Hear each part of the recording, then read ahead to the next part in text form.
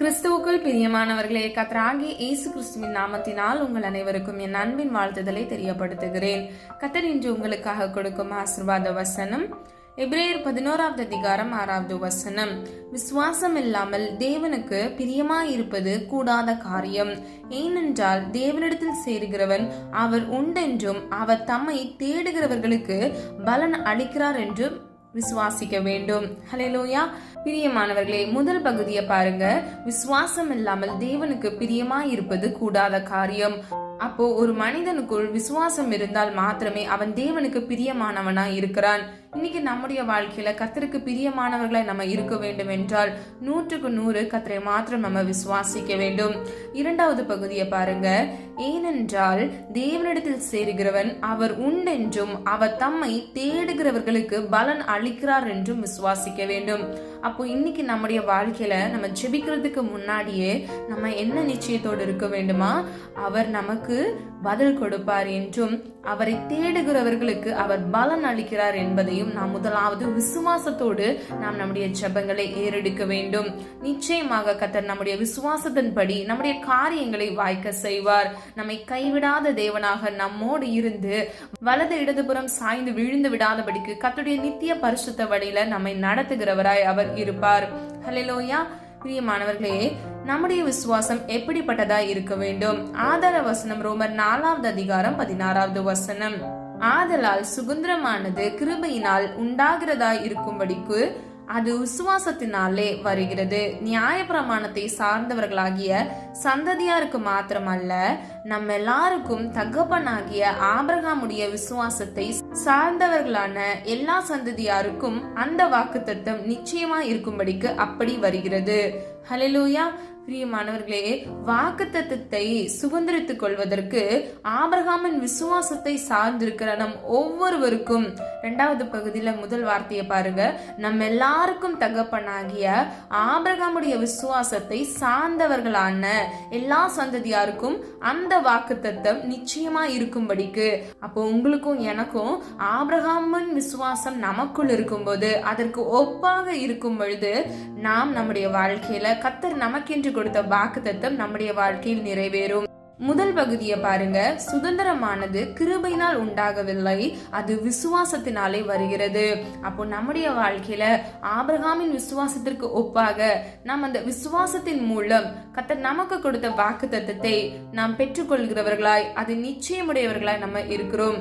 அடுத்ததாக ஆபிரகாமின் விசுவாசத்தின் 3 நிலைகள் என்ன என்பதை நம்ம பார்க்க போகிறோம். முதலாவது, ஏதுவில்லாதிருந்தும் வாக்குத்தத்தத்தை விசுவாசிப்பது. பிரியமானவர்களே, ஒண்ணுமே இல்ல, ஆனா கர்த்தர் அவருக்கு கொடுத்த வாக்குத்தத்தத்தை ஆபிரகாம் விசுவாசித்தார். இரண்டாவது, வாக்குத்தத்தத்தின் நிமித்தம் ஏதுவல்லாததை எண்ணாமல் இருப்பது. பிரியமானவர்களே, ஆபிரகாமுக்கு கர்த்தர் ஈசாக்கை கொடுப்பேன் என்று வாக்கு கொடுத்தார். ஆனால் அது அவருடைய வாழ்க்கையில் சம்பவிப்பதற்கு சில காலங்கள், சில வருடங்கள் ஆனது. ஆனாலும் ஆபிரகாம் சாரானின் கர்ப்பம் செத்ததா இருந்த பொழுதும் ஏதுவல்லாதிருந்தும் அதை எண்ணாமல் இருந்து கர்த்தரை மாத்திரம் அவர் விசுவாசித்தார். மூன்றாவது, வாக்கு பண்ணியவரின் நிமித்தம் வாக்கை விசுவாசிப்பது. பிரியமானவர்களே, கர்த்தர் மேல் ஆபிரகாம் அதிக விசுவாசம் வைத்தார். அதன் நிமித்தமாகவே கர்த்தர் கொடுத்த வாக்கையும் அவர் விசுவாசித்தார்.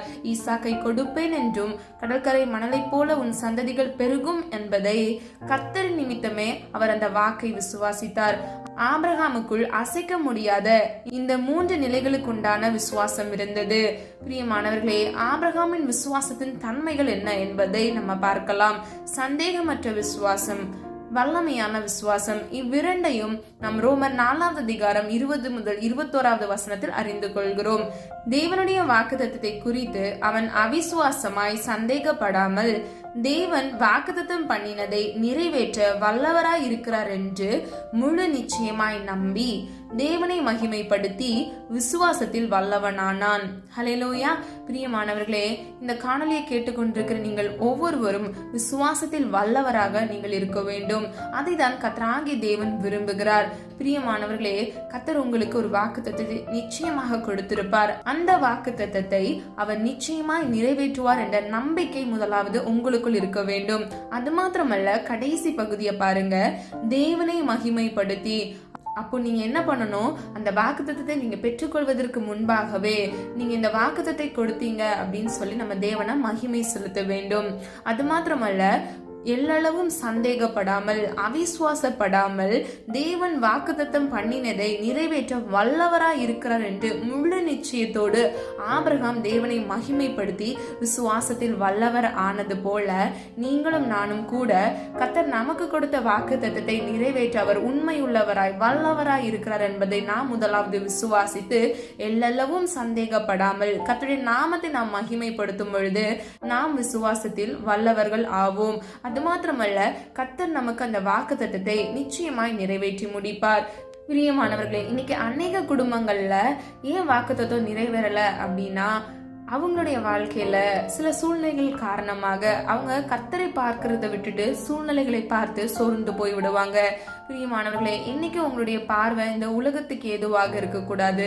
நீங்க உலக மனிதர்களை பார்க்க கூடாது, இல்லனா உங்க கூட இருக்கிறவங்களை பார்த்து நீங்க என்ன பண்ணிடக்கூடாது, சோர்ந்து போக கூடாது. பிரியமானவர்களே, ஒவ்வொருவருக்கும் வித்தியாசமான வாழ்க்கையை கர்த்தர் வைத்திருக்கிறார். பிரியமானவர்களே, அவரவர்களும் அவரவருக்கு நியமித்த ஓட்டத்தில் தான் நம்ம ஓட வேண்டும் என்று வேதம் சொல்லுகிறது. இன்னைக்கு பிரியமானவர்களே, நீங்க உங்களுடைய வாழ்க்கையில கர்த்தர் கொடுத்த வாக்குத்தத்தத்தை உங்களுடைய வாழ்க்கையை நீங்கள் பெற்றுக்கொள்ள வேண்டும் என்றால் சந்தேகப்படாமல் நீங்கள் அந்த விசுவாச ஓட்டத்தில் நீங்கள் ஓட வேண்டும். அது மாத்திரமல்ல, சில குடும்பங்கள் பிரச்சனைகள் வழியாக வரும் பொழுது அவர்கள் சோர்ந்து மனிதர்களை பார்த்து அவர்கள் விழுந்து போய் விடுவார்கள். அது நிமித்தமாக என்னாகிறது, அவர்கள் கடைசி வரை அவர்கள் அந்த வாக்குத்தத்தத்தை சுதந்திரித்துக் கொள்ள முடியாதபடிக்கு அந்த அவல நிலை நேரிடுகிறது. பிரியமானவர்களே, நம்முடைய கண்கள் எதை பார்க்க வேண்டும்? கர்த்தருடைய ஒத்தாசை வரும் பர்வதத்துக்கு நேராக நம்முடைய கண்களை நாம் ஏறெடுக்க வேண்டும். நம்முடைய பார்வை கர்த்தர் மேல் மாத்திரமே இருக்க வேண்டும். கர்த்தரை நாம் விசுவாசிக்கும் போது விசுவாசத்தில் தான் நாம் ஒவ்வொருவரும் ரட்சிக்கப்பட்டோம். அந்த விசுவாசத்தில் நாம் தரித்திருக்க வேண்டும். பிரியமானவர்களே, நம்ம ரட்சிக்கப்படும் பொழுது இருந்த விசுவாசம் இப்பொழுதும் நமக்கு அதே அளவில் விசுவாசம் இருக்கக்கூடாது. நாளுக்கு நாள் நம்முடைய விசுவாசம் வளர வேண்டும். வேதத்தில் சீஷர்கள் இயேசுவை நோக்கி எனக்குள் விசுவாசத்தை வர்த்திக்க செய்யும் என்று கேட்டுக்கொண்டதை நம்ம அறிந்திருக்கிறோம். பிரியமானவர்களே, இன்னைக்கு நம்முடைய வாழ்க்கையில கூட சில சூழ்நிலைகளை நீங்க பார்க்கும்போது கண்கள்ல கண்ணீரோடு துக்கத்தோடு நீங்க வேதனைப்படுறீங்களா? கவலைப்படாதீங்க. நிச்சயமாய் கர்த்தர் உங்களுடைய வாழ்க்கையில நீங்க அவர் மீது வைத்த விசுவாசத்தின் படி கர்த்தர் உங்களுடைய வாழ்க்கையில அற்புதத்தை கட்டளையிடுவார். ஹல்லேலூயா. நாம் ஆராதிக்கிற தேவன் சகலத்தையும் மாற்ற வல்லவராய் இருக்கிறார். உங்களுடைய கஷ்டங்களுக்கு பதிலாக இரட்டத்தன்மையான நன்மைகளை செய்ய அவர் வல்லமையுள்ள தேவனாக இருக்கிறார். ஹல்லேலூயா. நீங்க செய்ய வேண்டியதெல்லாம் ஒன்னே ஒண்ணுதான், கர்த்தரை மட்டும் நீங்க விசுவாசிங்க. சூழ்நிலைகளை பார்க்க வேண்டாம், பிற மனிதர்கள் சொல்லுகிற குறையான காரியங்களை நீங்க பார்க்க வேண்டாம். பிரியமானவர்களே, நம்முடைய காலை இழுத்து தள்ளுவதற்கு, நம்முடைய வீழ செய்வதற்கு மனிதர்கள் எத்தனையோ அவிசுவாச வார்த்தைகளை உங்களை குற்றப்படுத்தி பேசலாம். நீங்க கவலையே படாதீங்க. கர்த்தர் உங்களை நிச்சயமாக உயர்த்துவார். உங்களுடைய இல்லாமையை வைத்து ஒருத்தவங்க உங்களை குறை சொல்றாங்களா? நீங்க கவலைப்படாதீங்க.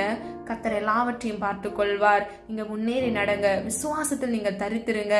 நிச்சயமாய் நீங்கள் நம்புகிற காரியத்தை கர்த்தர் நிறைவேற்றுவார். கடைசியாக நாம் ஒவ்வொருவரும் வாக்குத்தத்தத்தை பற்றி கொண்டு நாம் என்ன செய்ய வேண்டும்? முதலாவது, நம்பிக்கையை அறிக்கையிடு.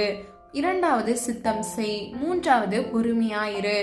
பிரியமானவர்களே, இந்த 3 காரியங்களை நாம் இந்த வாக்குத்தத்தை பெற்றுக்கொண்டு அது நமக்கு நடக்கும் வரை நாம் இதை பின்பற்ற வேண்டும். முதலாவது, நம்பிக்கை அறிக்கையிடு. ஆதார வசனம் எபிரேயர் 10வது அதிகாரம் 23வது வசனம். அல்லாமலும் நம்முடைய நம்பிக்கையை அறிக்கையிடுகிறதில் அசைவில்லாமல் உறுதியாய் இருக்க கடவோம். வாக்குத்தத்தம் பண்ணியவர் உண்மையுள்ளவராய் இருக்கிறாரே. ஹல்லேலூயா. பிரியமானவர்களே, முன்பு சொன்னது போலதான் உங்க சூழ்நிலை மாறி இருக்கலாம். உங்களுக்கு நடக்க போகிற அந்த வாக்குத்தத்தத்தின் நன்மைகளை உங்களுடைய மனுஷிக கண்களை நீங்க பார்க்க முடியாம இருக்கலாம். ஆனாலும் நீங்க எப்படி இருக்கணுமா? நம்முடைய நம்பிக்கை அறிக்கையிடுகிறதில் அசைவில்லாமல் உறுதியா இருக்க கடவோம். ஹல்லேலூயா. அப்போ நீங்க என்ன செய்யணும்? நூலளவு கூட நீங்க பிசக கூடாது, அசைய கூட கூடாது. நீங்க உறுதியா இருக்க வேண்டும். பிரியமானவர்களே, ஆபிரகாம் விசுவாசித்தார், வாக்குத்தத்தத்தை பெற்றுக்கொண்டார். ஈசாக்கு விசுவாசித்தார், கர்த்தர் ஈசாக்கு வாழ்க்கையில் ஆபிரகாமுக்கு கொடுத்த வாக்குத்தத்தத்தை அப்படியே நிறைவேற்றினார். அதன் வழி வந்த அந்த சந்ததி கூட அந்த வாக்குத்தத்தத்தின் சுதந்திரத்தை அவர்கள் அந்த நன்மைகளை பெற்றுக்கொண்டார்கள். இன்னைக்கு உங்களுடைய வாழ்க்கையில கர்த்தர் கொடுத்த வாக்குத்தத்தத்தை நீங்கள் விசுவாசித்து நீங்களும் பெற்றுக்கொள்வீர்கள். உங்களுக்கு பின்வருகிற உங்களுடைய சந்ததிகளும் அதை சுதந்திரித்துக் கொள்வார்கள். யாரெல்லாம் விசுவாசிக்கிறீங்க?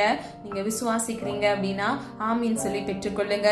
பிரியமானவர்களே, நம்முடைய விசுவாசத்தில் ஒரு அசைவு கூட இருக்கக்கூடாது, வழி தப்பி போக கூடாது, சின்ன ஒரு தடுமாற்றம் கூட இருக்கக்கூடாது. நீங்க எல்லாரும் உறுதியா இருக்க வேண்டும் என்பதே கர்த்தருடைய சித்தமாக இருக்கிறது. பிரியமானவர்களே, நீங்க உங்க கையில வாக்குத்தத்தம் வச்சிருந்தீங்கன்னா நீங்க வேற எதையுமே நீங்க பார்க்க வேண்டாம், கர்த்தரை பாருங்க. இரண்டாவது, அவர் உண்மை உள்ளவர். உங்களுக்கு கர்த்தர் கொடுத்த வாக்குத்தத்தத்தை நிறைவேற்ற அவர் உண்மை உள்ளவர் என்பதை நீங்க நினைத்து கொள்ளுங்க. நீங்கள் விசுவாசித்தால் தேவனுடைய மகிமையை காண்பீர்கள். சொன்னதை செய்யும் அளவும் அவர் உங்களை கைவிடாத தேவனாக இருந்து அவர் உங்களுடைய வாழ்க்கையில் நிச்சயமாக உங்களுக்கு கொடுத்த வாக்குத்தத்தத்தை நிறைவேற்ற அவர் உண்மை உள்ள தேவனாக, அவர் வல்லமை உள்ள தேவனாக இருக்கிறார். ஹல்லேலூயா. இரண்டாவதாக சித்தம் செய், மூன்றாவது பொறுமையாயிரு. இவ்விரண்டு காரியங்களையும் நம்ம ஒரே வசனத்தில் பார்க்க போகிறோம். எபிரேயர் 10வது அதிகாரம் 36வது வசனம், நீங்கள் தேவனுடைய சித்தத்தின்படி செய்து வாக்குத்தத்தம் பண்ணப்பட்டதை பெறும்படிக்கு பொறுமை உங்களுக்கு வேண்டியதா இருக்கிறது. அப்போ நம்முடைய வாழ்க்கையில கர்த்தருடைய சித்தம் நிறைவேறுவதற்கு நம்ம பொறுமையா இருக்கணும். நம்ம வாக்குத்தத்தம் கர்த்தர் நமக்கு கொடுத்தது நிறைவேற்றுவதற்கும் நம்ம முதலாவது பொறுமையா இருக்கணும். நமக்கு மிகவும் பொறுமை அவசியமாக இருக்கிறது. இன்னைக்கு இந்த உலகத்துல அநேக பேர்கிட்ட அந்த பொறுமை இல்லாததுனாலதான் அவங்களா ஒரு டிசிஷன் எடுத்து இதுதான் கரெக்டா இருக்கும்னு சொல்லிட்டு அவங்க வழி தப்பி போயிடுறாங்க. கர்த்தர் கொடுக்கறதுக்கு கொஞ்சம் கால தாமதம் ஆனாலும் அவர் சொன்னதை செய்யும் அளவும், அவர் சொன்னதை உள்ளதை உள்ளவாறு உங்களுக்கு 100க்கு 100 உங்ககிட்ட என்ன சொன்னாரோ உங்களுக்கு அதை நிறைவேற்றுவாரு. அதுல எந்த மாற்று கருத்துமே கிடையாது. பிரியமானவர்களே, மனுஷீக சிந்தனையினால நம்ம வேணா சோர்ந்து போயிருக்கலாம், நம்ம வேணா அந்த வாக்குத்தத்தத்தை மறந்திருக்கலாம். ஆனா நமக்கு கொடுத்தவர் அவர் உண்மை உள்ள தேவனாக இருக்கிறார். அதை நிச்சயமாக உங்களுடைய வாழ்க்கையில நிறைவேற்றுவார். காரியத்தை வாய்க்க பண்ணுவார், சூழ்நிலைகளை மாற்றுவார். ஹல்லேலூயா. பிரியமானவர்களே, நீங்க முதலாவது அவரை மாத்திரம் நீங்க நம்பி இருங்க. சூழ்நிலைகளை பார்க்காதீங்க, மனிதர்களை பார்க்காதீங்க. இன்னைக்கு உங்களை குற்றப்படுத்துகிற மனிதர்கள் நீங்க நல்லா இருக்கும் போது உங்களை புகழ்த்தி பேசுவாங்க. மனிதருடைய அன்பு மாறி போகும், மாறாத அன்பு இயேசுவின் அன்பு. கர்த்தருடைய வார்த்தைக்கு நீங்க கீழ்ப்படிந்து நீங்க விசுவாசத்தில் நிறைந்திருக்கும் பொழுது கர்த்தர் உங்களுடைய வாழ்க்கையில அவர் உங்களுக்கு கொடுத்த வாக்குத்தத்தத்தை நிச்சயமாக நிறைவேற்றுவார். நம்ம எல்லாரும் விசுவாசத்தோடு ஜெபிக்கலாமா? அன்பின் பிதாவே, அப்பா, எங்கள் ஒவ்வொருவரையும் இந்த கரத்தில் ஒப்பு கொடுக்கிறோம். நீர் என்று ஆண்டவரை எங்களுக்காக கொடுத்த வாக்குத்தத்த வசனத்திற்காக நன்றி செலுத்துகிறோம். விசுவாசம் இல்லாமல் உமக்கு பிரியமா இருக்கவே முடியாதுப்பா. 100க்கு 100 உம்மை மாத்திரம் பற்றி அப்பா நாங்கள் முன்னேறி நடக்க இயேசுவின் நாமத்தினால் கிருபை செய்யுங்க. ஒவ்வொரு பிள்ளைகளுக்கும் அப்பா விசுவாசத்தை வர்த்திக்க பண்ணுங்க. அவர்கள் இருதயத்தில் இருக்கக்கூடிய குழப்பங்கள், கேள்விகளுக்கு இயேசுவின் நாமத்தினால் நீர் பதில் கொடுங்கப்பா. தீமையிலிருந்து விலக்கி பாதுகாத்து கொள்ளுங்கப்பா. பிள்ளைகளை குற்றப்படுத்துகிற மனிதர்களிடத்திலிருந்து பிள்ளைகளுக்கு ஒரு விடுதலையை இயேசுவின் நாமத்தினால் கட்டளையிடுங்க தகப்பனே. உடைய அன்புனால வணைந்து கொள்ளுங்கப்பா. உடைய கரத்தினால் அரைவணைத்துக் கொள்ளுங்க தகப்பனே. என் தேவனால் கூடாத காரியம் ஒன்றுமில்லை ராஜா. உண்மையே நம்பி இருக்கிறோம். ஒத்தாசை வரும் பர்வதத்துக்கு நேராக எங்கள் கண்களை ஏறெடுத்து ஜெபிக்கிறோம் அப்பா. காலங்கள் ஆனாலும் வருடங்கள் ஆனாலும் நீர் வாக்குத்தத்தத்தில் வல்லவராய் உண்மையுள்ளவராய் இருக்கிறீர் என்பதை நாங்கள் விசுவாசிக்கிறோம். ஒவ்வொரு பிள்ளைகளுடைய வாழ்க்கையில நீர் கொடுத்த வாக்குத்தத்தம் பரிபூர்ணமாய் இயேசுவின் நாமத்தினால் இந்த வருடத்தில் அப்பா நிறைவேறுவதாக. ஒவ்வொருவரின் காரியங்கள் ஆண்டவரே அப்பா வாய்க்க பண்ணுவீராக. உம்முடைய சித்தத்தின் படி அப்பா அதை பெற்றுக்கொள்ள இயேசுவின் நாமத்தினால் கிருபை செய்வீராக. வாக்குத்தத்தத்தை பெற்றுக்கொள்ள முடியாதபடிக்கு போராடுகிற எல்லா சத்துருக்களின் தந்திரங்கள், துரைத்தனங்கள், அதிகாரங்கள் இயேசுவின் நாமத்தினால் சத்ருவின் கிரியைகளை நிர்மூலமாக்கி போடும்படியாய் ஜெபிக்கிறேனப்பா. சத்ருவின் தலையை சிலுவையில் நீ நசுக்கி போட்டிரப்பா. இயேசுவின் ரத்தத்தின் வல்லமையினால் ஆண்டவரே உடைய பிள்ளைகளுடைய வாழ்க்கையில இருக்கக்கூடிய எல்லா தடை கற்களையும் இயேசுவின் நாமத்தினால் அப்பா தகர் தெரியும்படியாய் ஜெபிக்கிறோம் அப்பா. ஆபிரகாமை போல நாங்கள் விசுவாசம் உள்ளவர்களாய் மாறி அப்பா எங்களுடைய வாழ்க்கையில நாங்கள் ஒவ்வொருவரும் வாக்குத்தத்தை பெற்றுக்கொள்ள இயேசுவின் நாமத்தால் கிருபை செய்யுங்க. தேவையோடு இந்த காணொலியை பார்த்து கொண்டிருக்கிற ஒவ்வொரு பிள்ளைகளின் தேவைகளை சந்திங்க தகப்பனே. வலது இடதுபுறம் சாய்ந்து விழுந்து விடாதபடிக்கு வாக்குத்தத்தம் பண்ணின ஜீவகிரீடத்தை நாங்கள் ஒவ்வொருவரும் பெற்றுக்கொள்ள இயேசுவின் நாமத்தால் கிருபை செய்யுங்க. ஒவ்வொரு குடும்பங்களையும் இயேசுவின் இரத்த கோட்டைக்குள் மூடி மறைத்து பாதுகாத்துக் கொள்ளுங்க. தீமையிலிருந்து தீங்கிலிருந்து விலக்கி இயேசுவின் இரத்த இரத்தத்தின் வல்லமையினால் அப்பா பிள்ளைகளை பாதுகாத்து நீர் ஆசீர்வதிக்க போகிறதற்காக நன்றி செலுத்துகிறோம். ஒவ்வொரு பிள்ளைகளுடைய மன விருப்பத்தை உடைய சித்தத்தின்படி நீ நிறைவேற்றி கொடுக்கும்படியாக ஜெபிக்கிறோம் அப்பா. இந்த புதிய நாளில் கர்த்தருடைய வல்லமை பிள்ளைகளோடு தாங்கி வழிநடத்தட்டும் ஆண்டவரே. வாழ்வின் எல்லை முடிவு வந்தம் வரையிலும் கர்த்தருக்காக நிலைத்திருக்க பிள்ளைகளுக்கு கிருபை செய்யுங்க. வழி தப்பி போகாதபடிக்கு, வழி பிசகாதபடிக்கு பிள்ளைகளுடைய நடைகளை இயேசுவின் இரத்த கோட்டைக்குள் காத்து வழி நடத்தும்படியாய் ஜெபிக்கிறேன் அப்பா. முதுகரத்தில் அர்ப்பணிக்கிறோம், தாழ்த்துகிறோம். ஜெபித்த ஒவ்வொரு ஜெபங்களுக்கும் நீர் ஆமென்றும் ஆமென் என்று நீர் பதில் கொடுத்து விட்டீர் என்று முழுமையாக முழு இருதயத்தோடு நாங்கள் ஒவ்வொருவரும் விசுவாசிக்கிறோம் ஆண்டவரே. ஒவ்வொரு பிள்ளைகளின் வெக்கத்துக்கு பதிலாக இரட்டத்தனையான நன்மைகளை இயேசுவின் நாமத்தினால் கட்டளையிடுங்க. உம்முடைய பிள்ளைகள் வெக்கப்பட்ட இடத்துல ஆண்டவரே உம்முடைய பிள்ளைகளின் தலையை இயேசுவின் நாமத்தினால் உயர்த்தி அப்பா நீர் பிள்ளைகளோடு இருப்பதை பிறர் அறிந்து சாட்சியாக வாழ இயேசுவின் நாமத்தினால் கிருபை செய்வீராக. இயேசுவின் கரத்தில் ஒப்பு கொடுத்து ஜெபிக்கிறோம், தாழ்த்துகிறோம். இயேசுவின் மூலம் ஜெபிக்கிறோம் பிதாவே, ஆமீன். கர்த்தராகிய தேவன் தாமே உங்களுடைய வாழ்க்கையை வெளிச்சமாய் மாற்றி அதி சீக்கிரத்தில் கர்த்தர் உங்களுக்கு கொடுத்த வாக்குத்தத்தத்தை நிறைவேற்றி உங்களை ஆசீர்வதிப்பாராக. God bless you. பிரியமானவர்களே, இந்த வீடியோ உங்களுக்கு பிடிச்சிருந்துச்சுன்னா லைக் பண்ணுங்க, சப்ஸ்கிரைப் பண்ணுங்க, பெல் ஐகான் கிளிக் பண்ணுங்க.